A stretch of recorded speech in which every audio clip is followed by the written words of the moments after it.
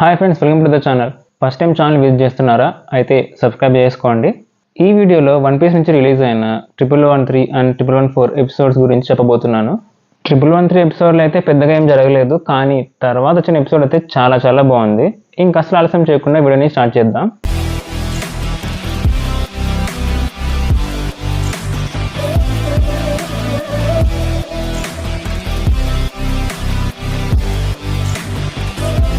చాలా ఎపిసోడ్స్ తర్వాత మనకి మళ్ళీ గోస్ట్ ప్రిన్సెస్ని చూపించారు.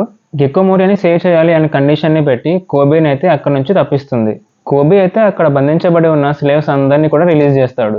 ఆ ఐలాండ్ లో ఉన్న పైరేట్స్ అందరూ కోబేని పట్టుకోవడానికి వెళ్తారు. అండ్ అలాగే ఆ ఐలాండ్ లో ఉన్న బ్లాక్ బియర్డ్ క్రూలోని మెంబర్స్ ని కూడా చూపించారు. కోబేని యూజ్ చేసుకొని ఆ ఐలాండ్ ఒక నేషన్ లాగా కన్వర్ట్ చేయాలి. అండ్ అలాగే అది కూడా గవర్నమెంట్ కి అఫిలియేటెడ్ గా ఉండాలి అన్నది బ్లాక్ బియర్డ్ ప్లాన్. ఈ ఎపిసోడ్ లో మనకు రివీల్ చేసిన ఇంట్రెస్టింగ్ విషయం ఏంటంటే అది సోడ్ ఆర్గనైజేషన్ గురించి.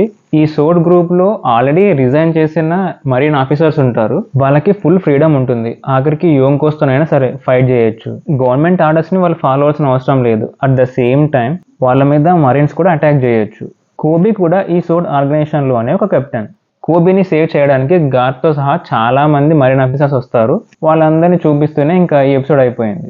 ఇక తర్వాత వచ్చిన ఎపిసోడ్లో అయితే సగం వరకు మొత్తం ది లెజెండరీ హీరో మన గార్ప్ యొక్క పవర్ ఫ్లెక్సింగే ఉన్నింది. ఫస్ట్ అయితే పైరేట్స్ అందరూ కోబీని చుట్టుముట్టి ఉంటారు. అప్పుడు హిబరి వచ్చి సేవ్ చేస్తుంది. కోబీ ద హీరోకి హిబరి పెద్ద ఫ్యాన్ అని క్లియర్గా చూపించారు. నెక్స్ట్ గార్ప్ షిప్లో వస్తూ ఉంటాడు. అప్పుడైతే నాకు సేమ్ లూఫీనే గుర్తొచ్చాడు. అంటే అచ్చం లూఫీ లానే గార్ప్ కూడా షిప్ కి స్టార్టింగ్ లో కూర్చొని ఉంటాడు. మన్నవాడికి తగ్గ తాతలాగా అనిపించాడు. మనం మామూలుగా కూడోప్ బస్ట్ తో షిప్ గాల్లోకి ఎగడం చూసాం, కానీ ఈ ఎపిసోడ్ లో అయితే గార్ప్ కూడోప్ ఫిస్ట్ తో షిప్ ని గాల్లోకి ఎగరేలాగా చేశాడు. మనం ఒకసారి గుర్తెచ్చుకున్నామంటే గార్ప్ లూఫీ వాళ్ళ షిప్ ని వెంబడిస్తున్నప్పుడు వాళ్ళు కూడోప్ బస్ట్ తో షిప్ ని గాల్లోకి తీసుకెళ్లి తప్పించుకుంటారు. ఆ ట్రిక్ ని గుర్తు పెట్టుకుని గార్ప్ ఇలా ఈ షిప్ ని గాల్లోకి తీసుకెళ్లాడు అని నాకు అనిపించింది. గాల్లోని ఆ నేవీ షిప్ ని చూసి కిందున్న పైరేట్స్ అందరూ ఆశ్చర్యపోతూ చూస్తూ ఉంటారు.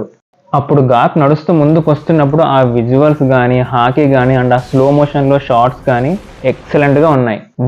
వాట్ ఎన్ ఎలివేషన్ అనిపించింది. తర్వాత వెంటనే మళ్ళీ మనల్ని సర్ప్రైజ్ చేశాడు.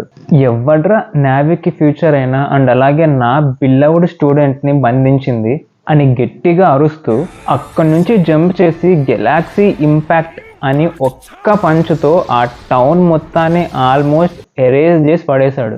ఇంకేముంది, అంతా అయిపోయింది. కోబీని ఇంకా సేఫ్గా తీసుకెళ్ళిపోతాడనేసి అనుకున్నా. కానీ అప్పుడు వచ్చాడయ్యా అకోజీ.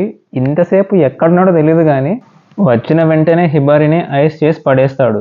మనకి ఇంతకు ముందు పైరేట్స్ అందరినీ చూపిస్తున్నప్పుడు అండ్ అలాగే బ్లాక్ బీర్డ్ క్రూలో ఉన్న వాళ్ళని చూపిస్తున్నప్పుడు కూడా అకోజీ అక్కడే ఉన్న విషయాన్ని అయితే మనకైతే చూపించలేదు. అందుకే అకోజీ ఎంట్రీకి అంత ఇంపాక్ట్ ఉన్నింది. తర్వాత మనకి అకోజీ బ్లాక్ బీర్డ్ ని కలిసిన ఫ్లాష్ బ్యాక్ ని చూపించారు.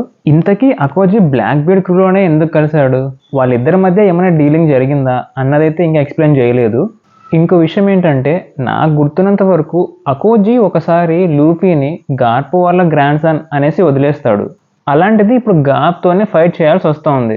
సో ఇప్పుడు నెక్స్ట్ ఏం జరగబోతోందా అనైతే నాకు చాలా క్యూరియస్గా ఉంది. కోబీని గార్ప్ సేవ్ చేయగలుగుతాడా లేదా? మీరేమనుకుంటున్నారు? కింద కమెంట్స్లో మెన్షన్ చేయండి. వీడియోని లైక్ చేయడం అసలు మర్చిపోద్దు ఫ్రెండ్స్. నెక్స్ట్ రాబోతున్న ఎపిసోడ్స్ మీద కూడా నేను రివ్యూస్ వీడియోస్ చేస్తూనే ఉంటాను. Please do subscribe our channel. Thanks for watching.